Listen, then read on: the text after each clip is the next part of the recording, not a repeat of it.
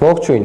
ներկայացնելով կրթություն և արվեստ երիտասարդական նախաձեռնությունը, մենք շարունակում ենք նկարահանել փոդքասթերի շարք, այս անգամ նպատակ ունենալով ձեզ ներկայացնելու երաժշտության և ձայնի ֆիզիկան։ Նյութը կներկայացնենք Ֆիզիկայի ինստիտուտի ուսանողներ Էդուարդ Վասիլյանը և Մարիա Դանելյանը։ Ֆիզիկան և երաժշտությունը առաջին հայացքից կարող են անհամատեղելի թվալ, սակայն իրականում դրանք խորապես կապված են։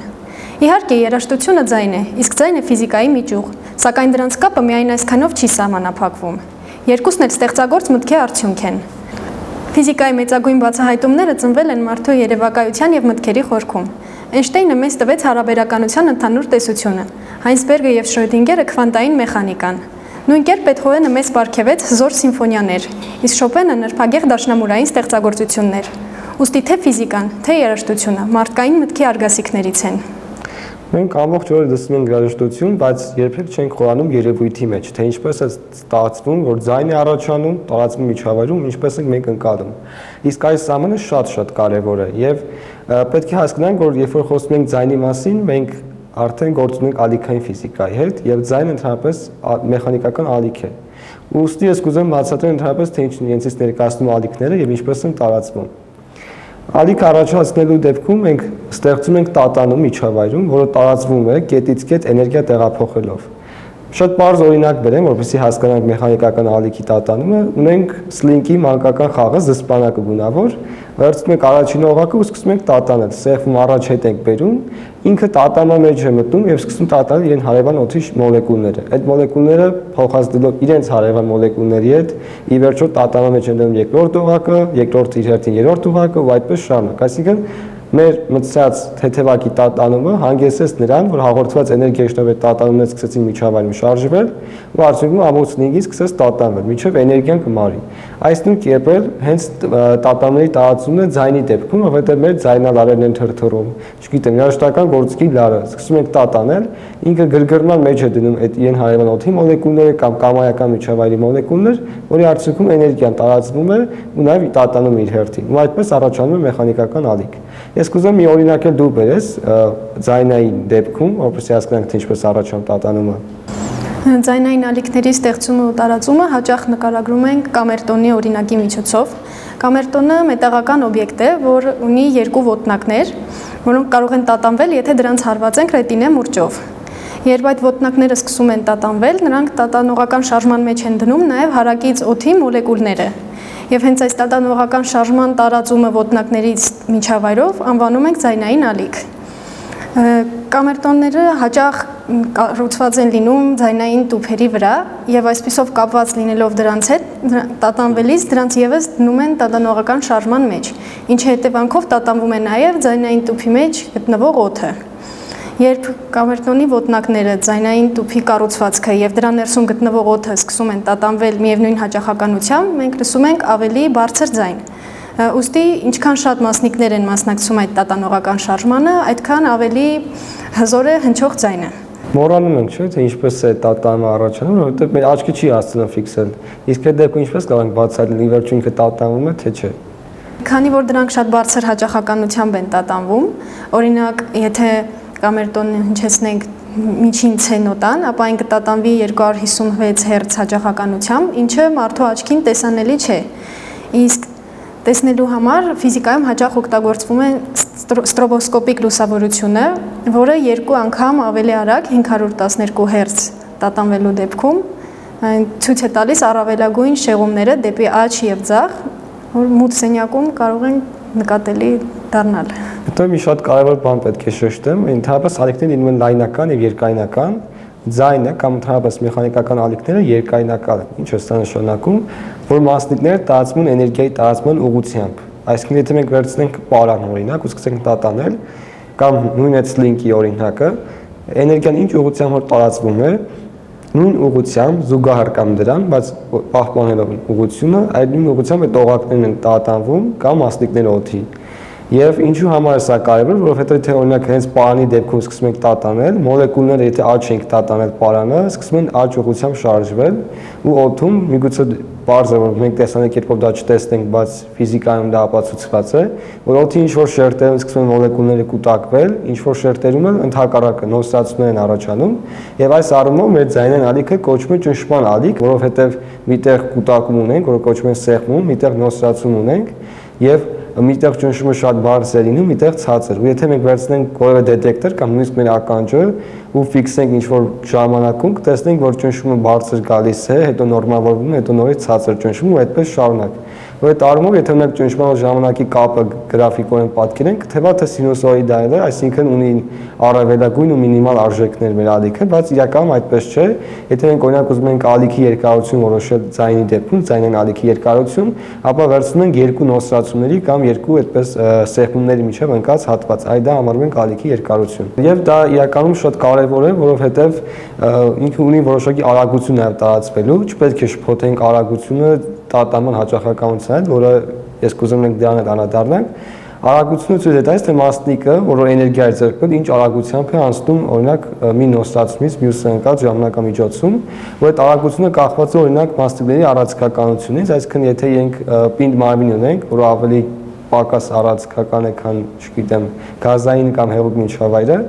այդ դեպքում ավելի արագ է ձայնը տարածվում, քան օրինակ հեղուկ կամ գազային միջավայրում, կամ նաև իներտությունից է կախված, օրինակ որքան զանգվածի խտությունը մեծ է, այնքան ավելի դժվար կտարածվի ձայնը այդ միջավայրում, սրանք շատ կարևոր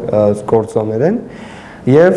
մյուս պարամետրերի մասին կուզեմ դու նկարագրես, օրինակ որպես ալիք ինքը հաստատ պետք է ունենա հաճախականություն, բարբերություն, կուզեմ ներկայացնես։ Հաճախականությունը ցույց է տալիս, թե քանի անգամ են միջավայրի մասնիկները լրիվ տատանում կատարում ալիքի միջով անցնելու ընթացքում։ Դրա չափման միավորը միջազգային համակարգում հերցն է, այսինքն 1 հերցը ցույց է տալիս 1 վայրկյանում կատարած տատանումների քանակը։ Հաջորդը մասնիկների շարժումն է, երբ ձայնային ալիքը շարժվում է, դրա մասնիկները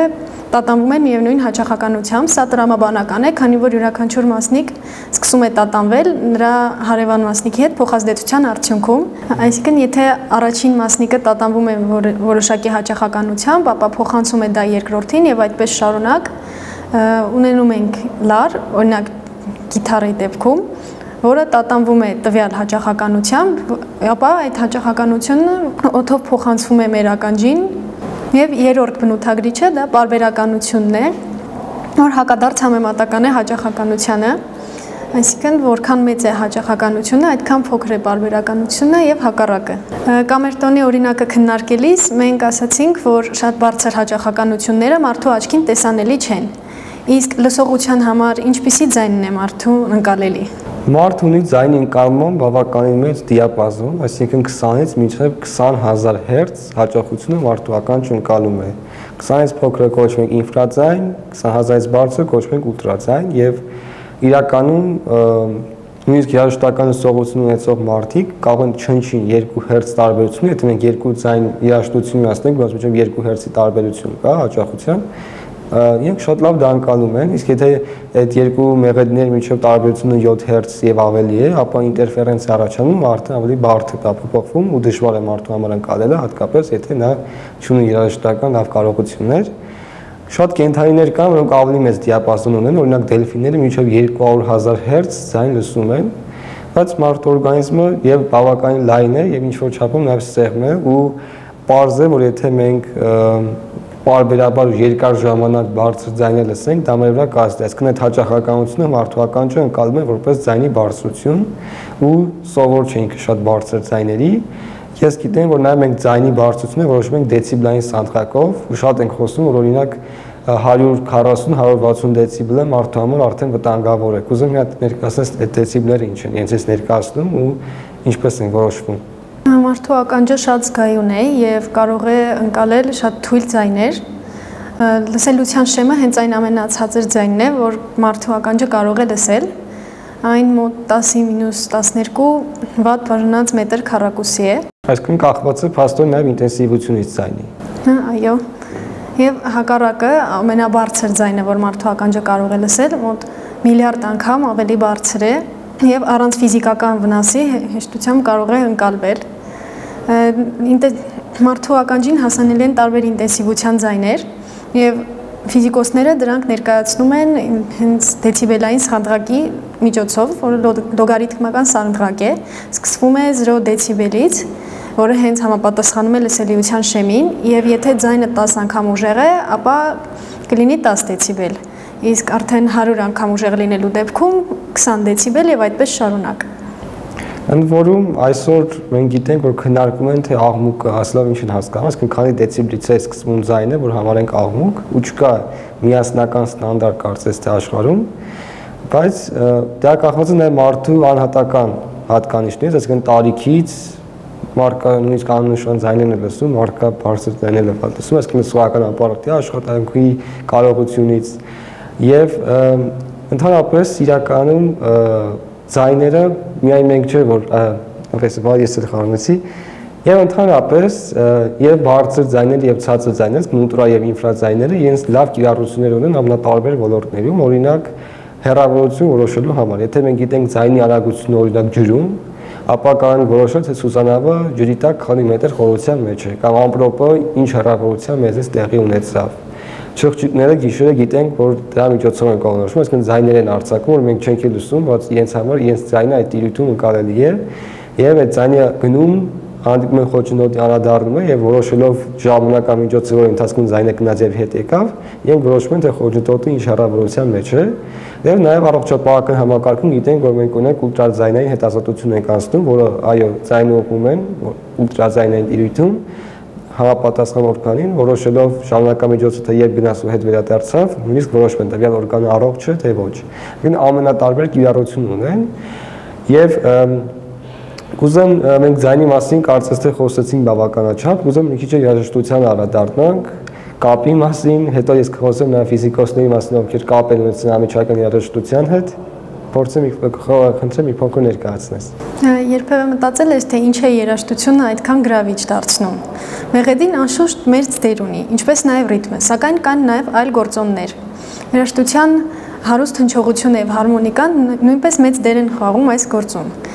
Եթե մենք միևնույն նոտան հնչեցնենք տարբեր գործիքներով, ինչպիսիք օրինակ ջութակը, դաշնամուր, կլարնետ եւ այլն, ապա կարող ենք հեշտությամբ տարբերել, թե որ գործիքից է այն հնչում, թեկուզ եթե դրանք հնչեն նույն հաճախականությամբ եւ ունենան միևնույն բարձրությունը։ Ուստի, եթե մենք կարող ենք տարբերել, ապա պետք է լինի նաեւ ձև, որը մեզ թույլ կտա տեսնել այդ տարբերությունը։ Իսկ այդ տարբերությունը տեսնելու համար մեզ պետք է բարձրախոս եւ տատանագրիչ օսցիլոգրաֆ, որոնց միջոցով հենց ստացվում է այդ պատկերները։ Իսկ մենք գործիքներն ինչ տեսակներ ունենք երաժշտական։ Հիմնականում բաժանվում են 3 խմբի, առաջինը լարային գործիքներն են, այդ դեպքում տատանվում է լարը, լարային գործիքների օրինակ են ջութակը, թավջութակը, դաշնամուրը, հաջորդը փողային գործիքներն են, որոնց դեպքում տատանվում է փողի կամ փողակի մեջ սեղմված օդը, փողային գործիքների օրինակ են շեփորը, սաքսոֆոնը, կլարնետը, եւ երրորդը հարվածային գործիքներն են, որոնց դեպքում տատանվում է ձգված թաղանթը, օրինակ թմբուկը, քսիլոֆոնը եւ այլն։ Եվ ընդհանրապես մենք ունեցել ենք շատ ֆիզիկոսներ, ովքեր զբաղվել են անմիջական երաժշտությամբ ու բարձր են գնահատել երաժշտության դերը։ Ամենահայտնի մարդը դա Էյնշտեյնն է, ով ֆիզիկայում ամենահանրաճանաչ դեմքն է, կարելի է այդպես ասել։ Ինչպես ասացի, գրել է հարաբերականության հատուկ տեսությունը, ինչպես նաև զբաղվել է երաժշտությամբ, մասնավորապես ջութակ են նվագել, ասել է, որ եթե ես ֆիզիկոս չդառնայի, անպայման երաժիշտ էի դառնալու կամ դաշնամուր կամ ջութակ նվագել։ Պլանկը եղել է ջութակահար։ Ունեցել ենք հայտնի BBC գիտական հաղորդավար, ով ֆիզիկոս է նաև եղել, Cox, ով եղել է ռոք խմբի մենակատար, իր կյանքի սկզբնական փուլում բացառապես երաժշտությամբ է զբաղվել, հետո որոշել է, որ նաև գիտությամբ պետք է զբաղվի, ու նրանց հայտնի Things Can Get Only Better երգը դարձել իսկ քաղաքական շարժման հիմք, այսինքն եւ հանրաճանաչ երգի հեղինակ է եւ որպես հանրաճանաչ ֆիզիկոս։ Ֆեյնմանն է զբաղվել երաժշտությամբ եւ բավականին հայտնի անուն է ձեռք բերել, հիմնական հարվածային գործիքները սիրել։ Նույն Ռենտգենը նույնպես եղել է դաշնակահար եւ սիրել է երաժշտություն, այսինքն բազմաթիվ դեպքեր ունենք եւ ֆիզիկոսը զբաղվել է երաժշտությամբ։ Ֆիզիկան եւ երաժշտությունը պակաս կապված չեն այն առումով, որ երկուսն իսկապես մտքի մեծ տաղանդ են պահանջում Եվ ինչպես պետք է շատ կենտրոնանաս, որ մի սիմֆոնիա ստեղծես ու հանկարծակի կարող ես մոտ գալ գաղափարը սիմֆոնիայի, նույնպես կարող ես դու երկարատև փորձեր անել, որևէ արդյունք չստանալ ու հանկարծ մի գաղափար ծնվի ու մի կարևոր հայտնագործություն անես ֆիզիկայում, այսինքն երկուսն էլ շատ կապված են եւ ինձ թվում է, որ մեզ հաջողվեց ինչ-որ կերպ լավ ներկայացնել ձայնի, երաժշտության եւ ֆիզիկայի կապը եւ կուզեմ որպես ֆիզիկոս նաեւ նշել, որ մեր մեջ ունենք շատ ուսանողներ, ովքեր հիմա էլ երաժշտությամբ են զբաղվում, բայց միաժամանակ ֆակուլտետում են ուսանում, այսինքն նույնիսկ ռեալ օրինակներ մենք կարող ենք բազմաթիվ հենց հիմա տեղի ունեցող մեր շրջապատում եւ ես շատ կուզեմ, որ եւ արվեստի մանրատի գիտությամբ շատ հետաքրքրվեն մասնավորապես երաժիշտները եւ մեր ֆիզիկոսներն են եւ արվեստին շատ տեղ տան եւ հատկապես երաժշտությանը, որովհետեւ վստահ եմ, որ դա իրենց կօգնի հետագայում իրենց հայտնագործությունները կամ ուսումնասիրությունները ավելի որակյալ կատարելու։ Այսքանը կարծում եմ, որ ձեզ կհետաքրքրի այս երկու մեծ գիտությունների կամ արվեստի եւ գիտության մեջ եղած կապը եւ այլ ավելի մանրամասն կուսումնասիրեք եւ արդեն երաժշտություն լսելիս կխորանաք, թե ինչպես է ձայնը ստեղծվում, տարածվում եւ ինչպես է դուք այն ընկալում։